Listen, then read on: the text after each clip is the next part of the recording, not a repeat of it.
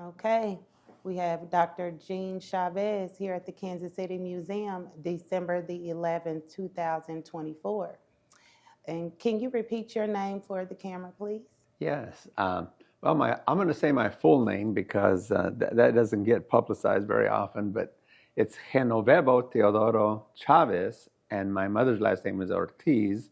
And in Spanish, we always put the mother's last name after the father's last name.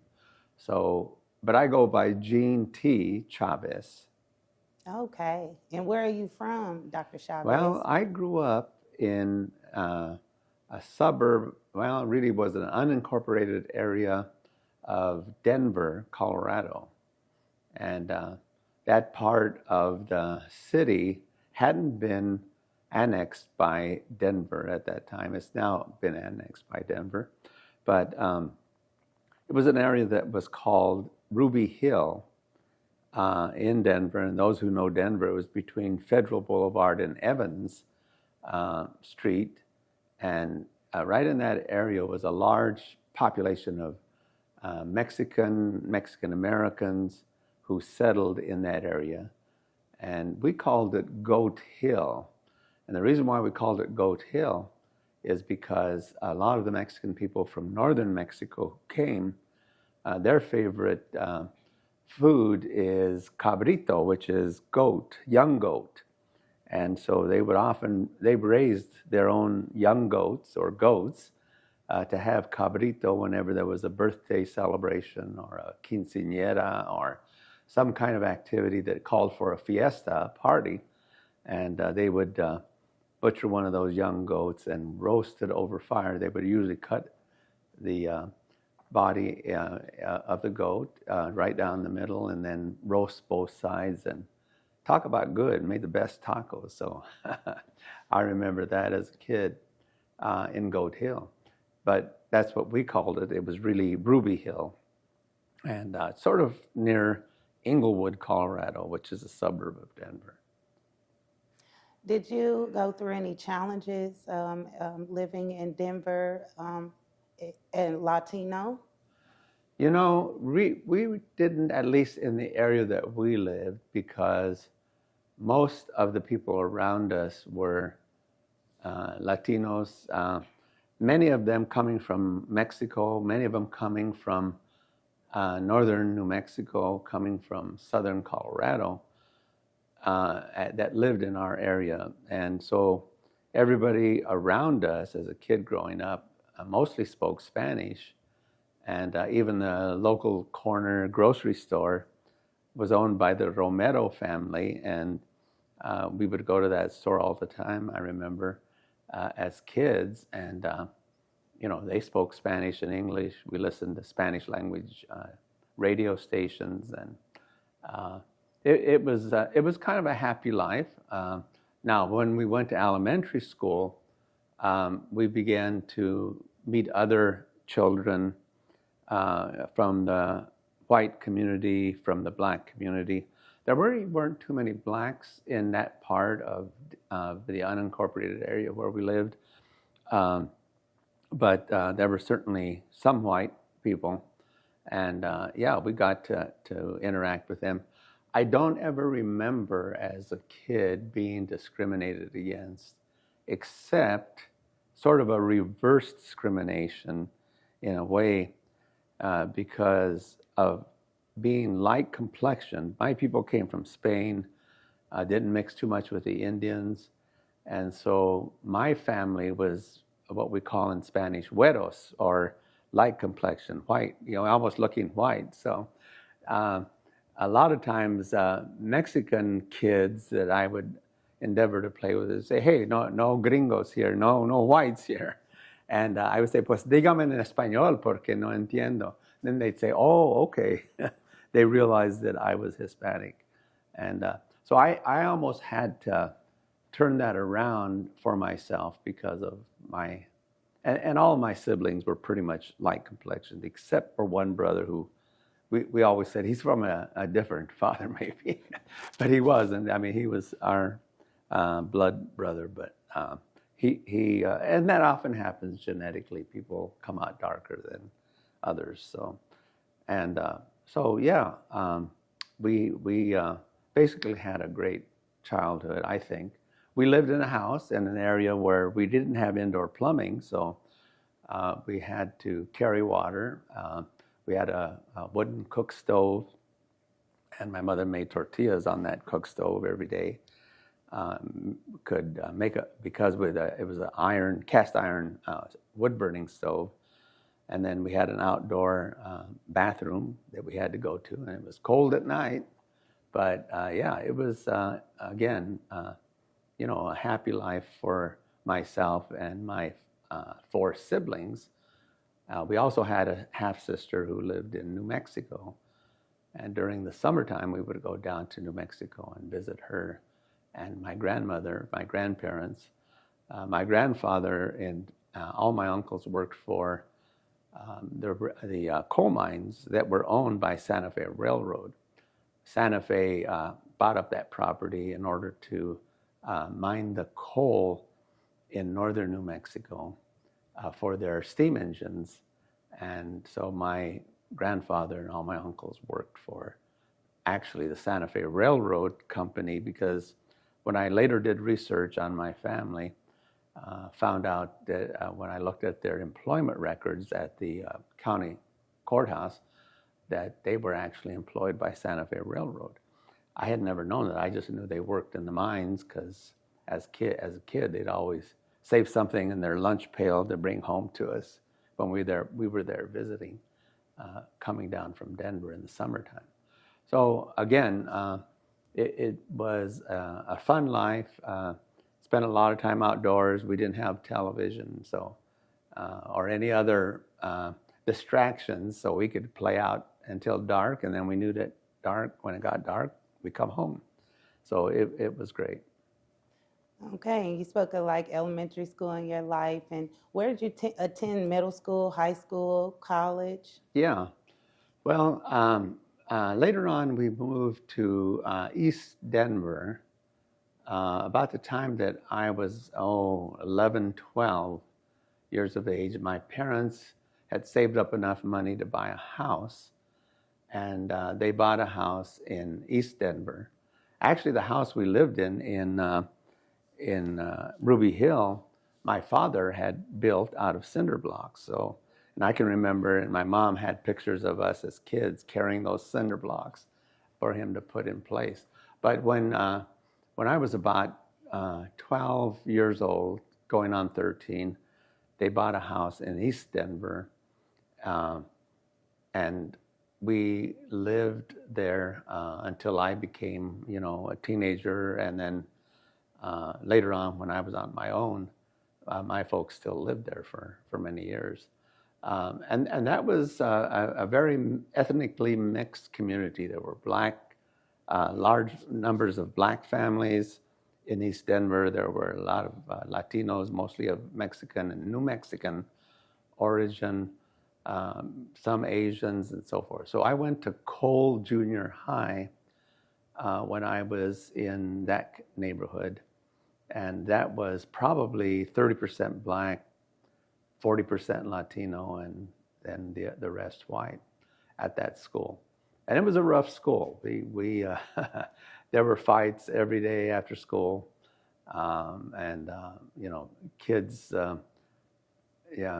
didn't seem to get along as well as they should have. But so as an inner city, and it was by that time it was an inner city school. When I finished at Cole Junior High, I went to Manual High School in Denver, which was in that community run by Denver Public Schools.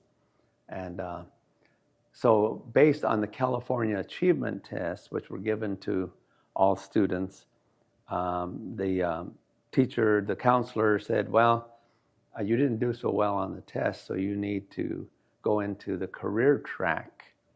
And you need to become a welder or a sheet metal man or something like that. And so auto mechanics I took, sheet metal class I took, blueprint reading and drawing, I took that class. I took a class in welding. And the welding teacher, Mr. Noyce, came up to me one day and he called me Chavez. He said, Chavez, you need to think about going to college. I said, what? I said, can't I, you mean I can't weld a good bead for you or what? That's what we were practicing, welding a straight line, two pieces of metal together. And he said, no, it's not that. He said, you're smart. You need to think about going to college. You need to see the counselor. So I went and talked to the counselor, and she said, well, according to your test, you should be in a career track. Because back then they tracked people into schools, and so if you were in the career track, that meant you were going to follow that track, go into some kind of trade. The women usually were tracked, if they didn't do well on the test, the young ladies were tracked into the business, like being a clerk or a typist, or some were tracked into nursing, or if you had good grades or good scores on the California Achievement Test that they used, you could go to college, and then you were on the college track. Well, I wasn't on the college track at all, but I was able to write good papers. And kind of the sad thing about the tracking system is the teachers were instructed, well, if they're in a career track, they shouldn't be making anything more than a C. So if they do a good paper, then give them a C, a C plus. Well, I had an English teacher, and she said, you're writing really good papers in composition, but I can only give you a C, so I'm going to give you a C plus. So, and that was disheartening to me. And then the counselor said, well, you're really not in the college track. So the next year, after I started high school, after 2 years at Manual High School, I decided to go to a private school. And I had worked all summer long mowing lawns. I had a two-wheel trailer. I had a 1949 Chevrolet. I forged my certificate to get my license earlier. So I got my license, and I started a lawn business and in Denver. And people in Denver really manicured their lawns. And so I actually, in the summertime, made more than my dad was making in his job as an adult, working adult. And so I had the money, and I heard about a school in Kirksville, Missouri, from a group of singers that had come through Denver and sang at the church that I attended. And they said, hey, come and go to our school. So I was 16 years of age at that point.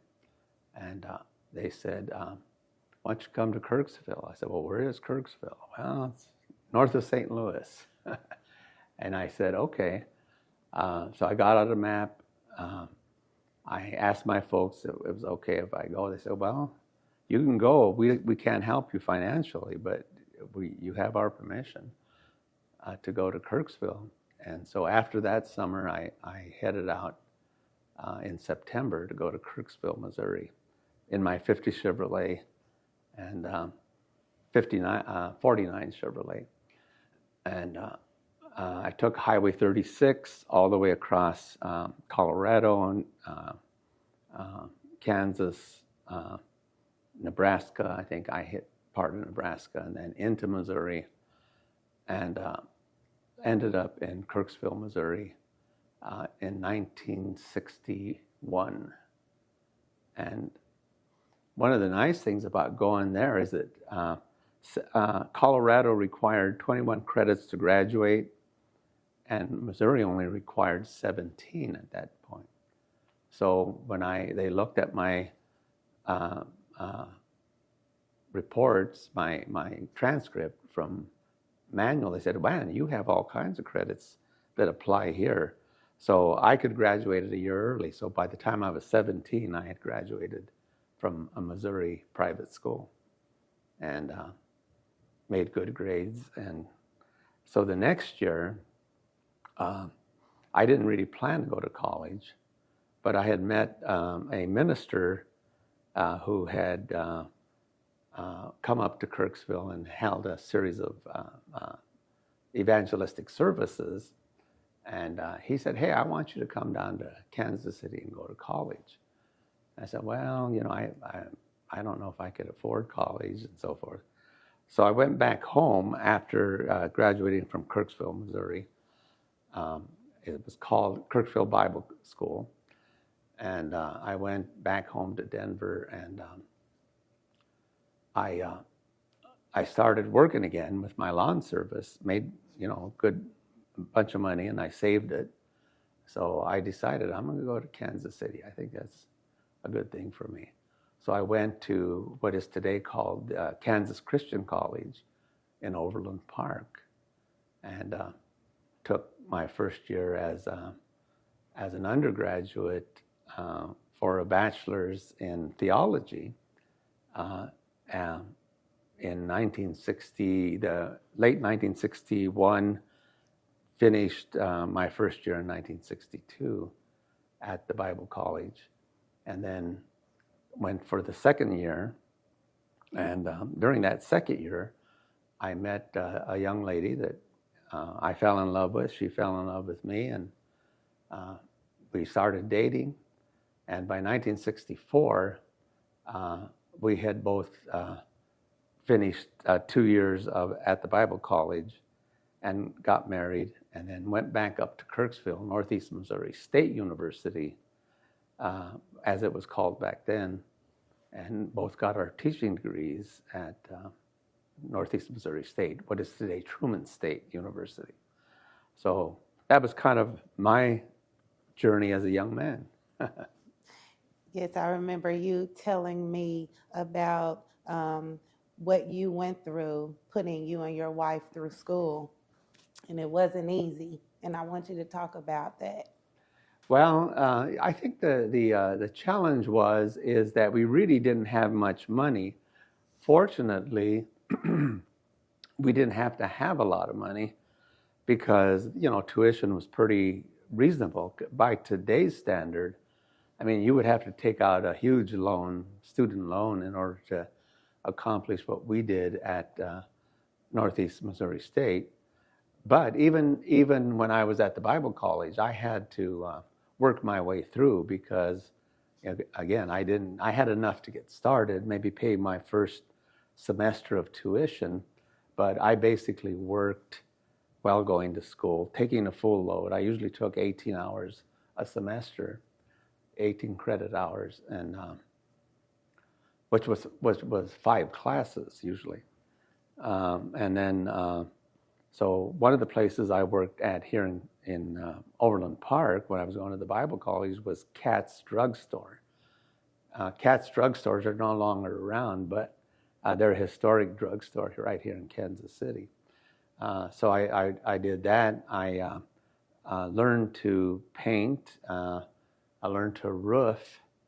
And so I did, to make money, I did painting, house painting, I did roofing, and I remember one summer job up in Kirksville that I got was working for a guy that would go into small towns, and he had a truck where he would heat up the asphalt, liquid asphalt, and then I had to stand on the back of the truck and pull 2 levers, and we'd go through the streets of a small town that were dirt streets or gravel streets, and we'd spray that asphalt.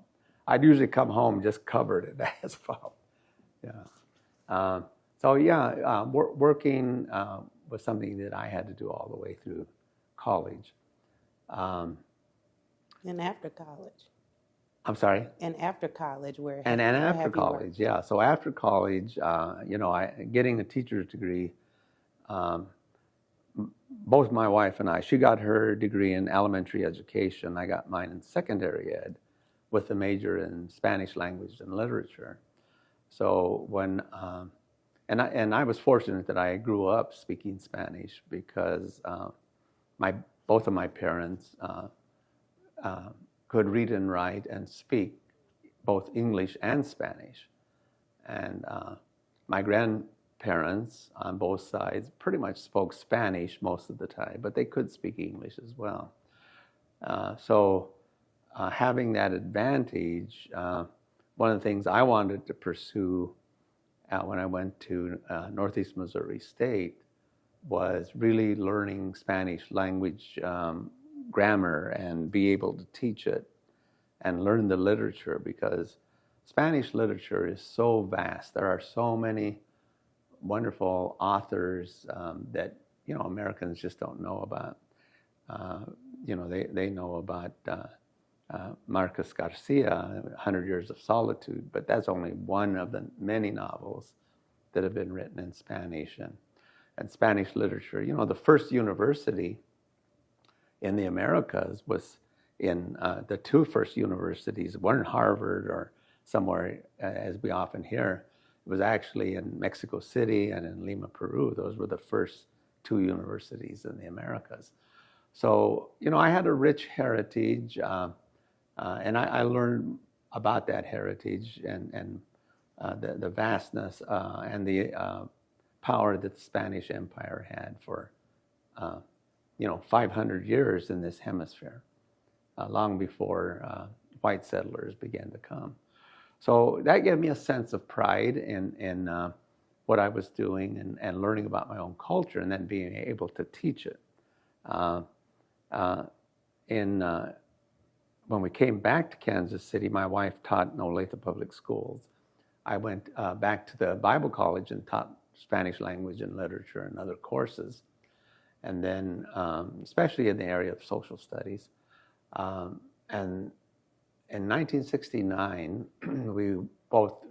we returned to Denver. We had our first daughter in Denver. And then I went to work for a community service organization, resettlement center, sort of like what Della, Lamb, and other places do here in Kansas City. And my wife went to teach in elementary schools there. In 1976, we decided we wanted to go on to work on our master's degrees.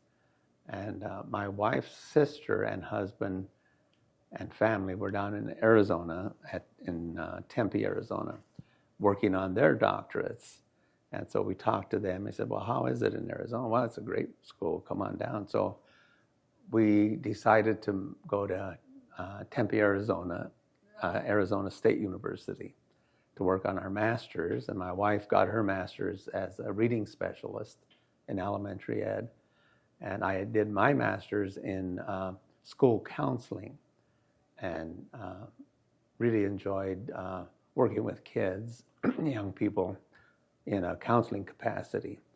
And so my work down at Arizona State with a master's in counseling led me to eventually become a high school counselor.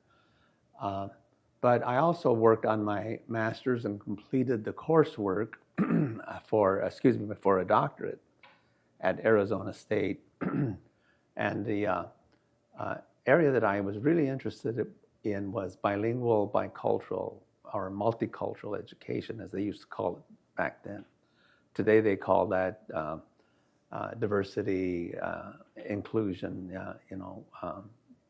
type work. But I was really interested in how people learn who are bilingual. And so I took most of my coursework for my doctorate in bilingual multicultural education. And so the degree that I got was a doctorate in social and cultural foundations of education, and looking at why we do the things we do in education. And at that point, I became real involved with the State Bilingual Association, called the Arizona Association for Bilingual Education. And they were an affiliate of the National Association for Bilingual Education, NABE. And so while involved with that, I started getting involved at the national level and became the president of the National Association for Bilingual Education, and worked on the board for about 5 years at the national level for bilingual ed. So Yeah, education was an important part. uh, After I finished my coursework, before I started writing, well, I started writing my dissertation while I was there, and finished my dissertation later. But we went back to Denver, and my wife worked at Littleton Public Schools, and I worked at the University of Colorado in Boulder in their bilingual multicultural education center called the Bueno Center for Multicultural Ed.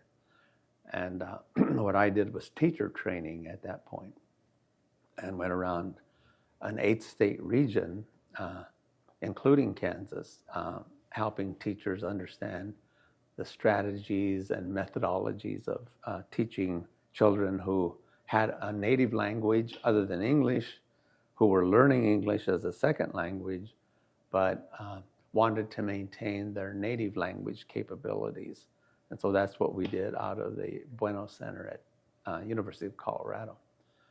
And then in '86, we came back to Overland Park, where my wife's mother was living. And she was getting up in age and needed us to be close to her. So we moved back then, at that point, 1986, to Overland Park. And I went back to the Bible College and taught there for a number of years.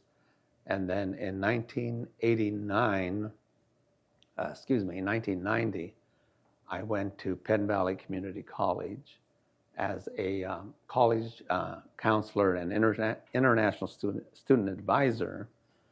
And then from there, I taught, at Penn Valley, I taught Latin American studies as well. And it was at that point that I really became involved with the Hispanic community of Greater Kansas City on both sides of the state line, and did a lot of work. I volunteered at the Guadalupe Center teaching English as a second language, got involved with some of the churches and organizations of Kansas City's Latino community.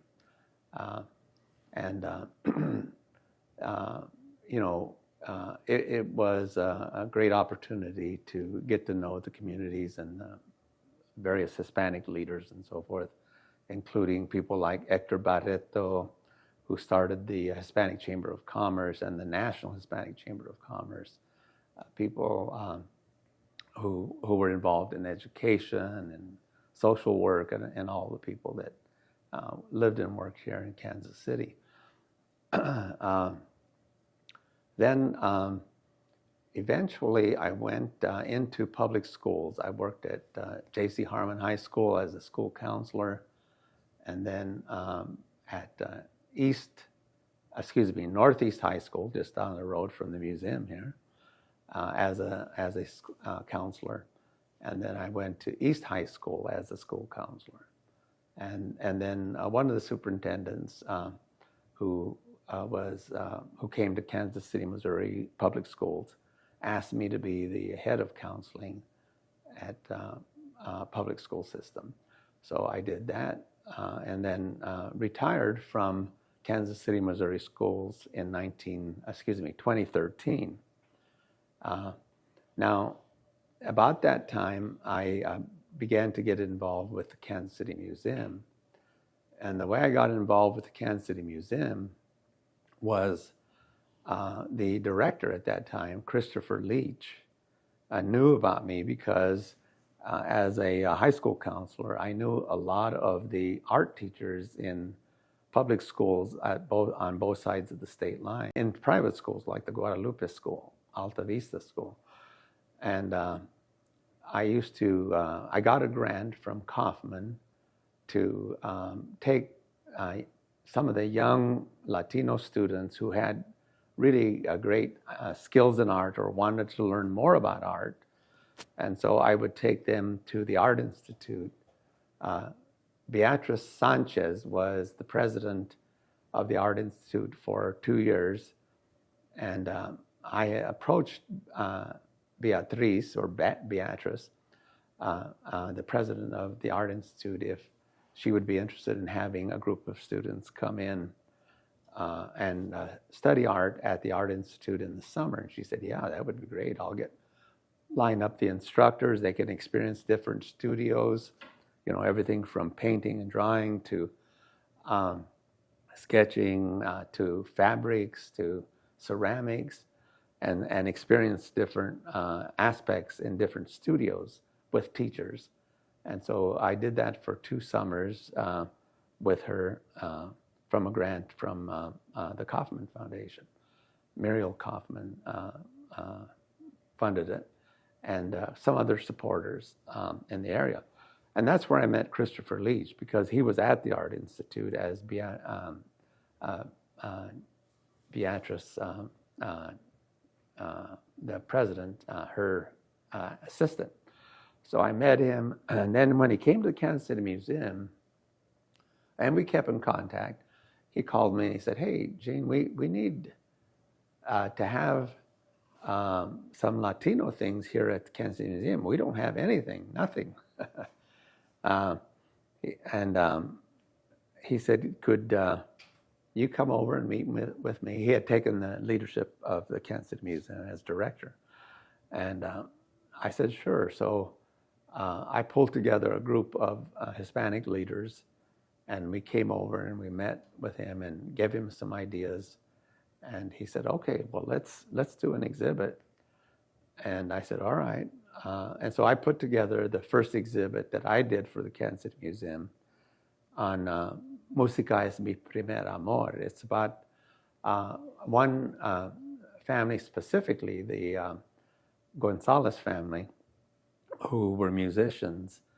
And when Juan Gonzalez came from Mexico, he started a band and orchestra here, and joined other orchestras, Latino orchestras, mariachis and other kind, not just mariachi groups, and they formed music. So there was a thriving community of musicians here in Kansas City. And so I did my first exhibit here at the Kansas City Museum in 2013 on the second floor of the museum about Latino musicians and their orchestras and music and so forth. So that was the first exhibit. And then eventually Christopher Leach left the directorship of the Kansas City Museum. Anna Marie Tutera came, and she asked me if I would be willing to continue with the museum. And I said, yes, I'd love to. And so since 2013, I've been involved with the Kansas City Museum as historian, and in the last few years, historian in residence. Talk a little bit about that project that you worked on with the Kansas City Museum, the Watkins Foundation, and Life 360. We had the digital wall inserted at the Kansas City International Airport, and you had everything to do with why that content was developed. So can you talk about that? Yes. Well, I got a call from the prime contractor on the exhibit, and the director of that program in Dimensional Interventions was the prime contractor to put together that exhibit. And Anna Marie and I had gone up to Park University and met with Warren Watkins. Jimmy Johnson wasn't there, but Gary Jenkins was there. And Gary Jenkins had worked on a film with your dad and with Jimmy Johnson and other folks about the enslaved people of Platte County. And Anna Marie called me one day and said, hey, I'm going up to Parkville. I think you might be interested in going up with me and meet some of the people putting together, trying to do something at the International Airport. And I said, yeah, I'd love to. So, and I remember it well because it was my birthday, May 28th, that we went up there. It was a Sunday. I think Saturday or Sunday, I can't remember exactly. But we went up there and we heard your dad talk about his vision of telling the story of enslaved people of Platte County, where the new airport was going to be going in. And so I became intrigued. Later on, I had the opportunity to meet you and other members of your family. And by this time, the dimensional innovations had gotten a contract to put together a historic section at the new airport.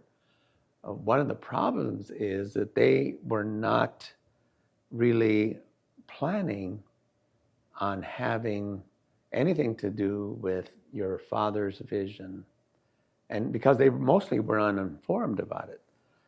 But Anna Marie, knowing some of the people there and working with some of the people involved with that exhibit, said to them, hey, you need to tell the story of formerly enslaved people that are buried on this property.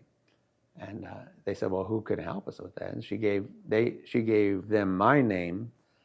And so they called me and they said, yeah, we need somebody to do it because we're gonna do it. And I mentioned you, and they called you, I think, and then that got the ball rolling for us to get involved with that organization was putting together that exhibit. And you and I put together a proposal and shared our ideas, and it became reality. So when the new terminal was built, that story is told. And the Kansas City Museum was very much instrumental in making sure that happened, and Anna Marie specifically. And currently, are you still involved with working with the Life? Yes, I can say that, yes. I have the privilege of continuing the work with the Watkins Foundation, yourself, your brother, others who are involved with the Watkins Foundation, to really continue telling that story, not only of the enslaved people, but the descendants who made such an impact on Kansas City, including not only your dad and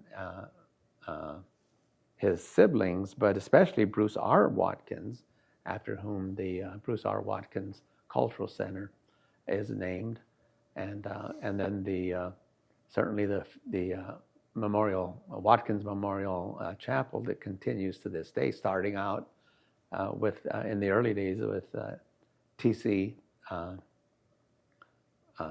Was it Watkins? T.C. T.B. Watkins. Okay.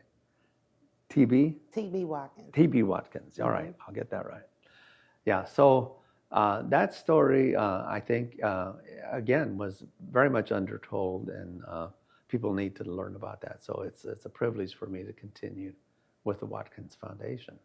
And you're also continuing other things within within the Latino community, and I would like for you to talk about those things. Yes.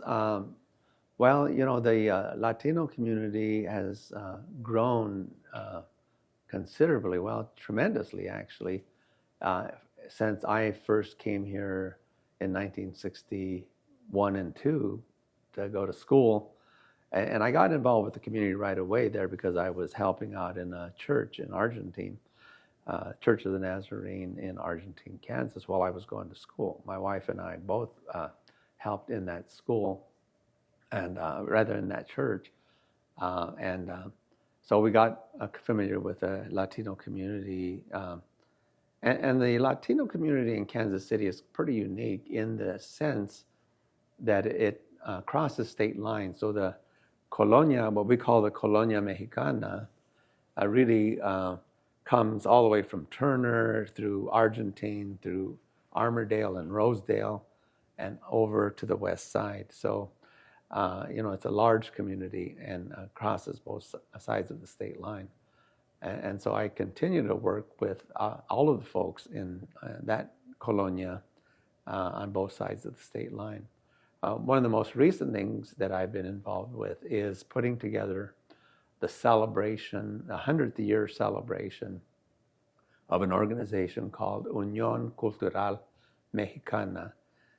which will celebrate its 100th birthday this coming Saturday, December 15th, December 14th at the Villa Guadalupe, the school where Guadalupe has its school.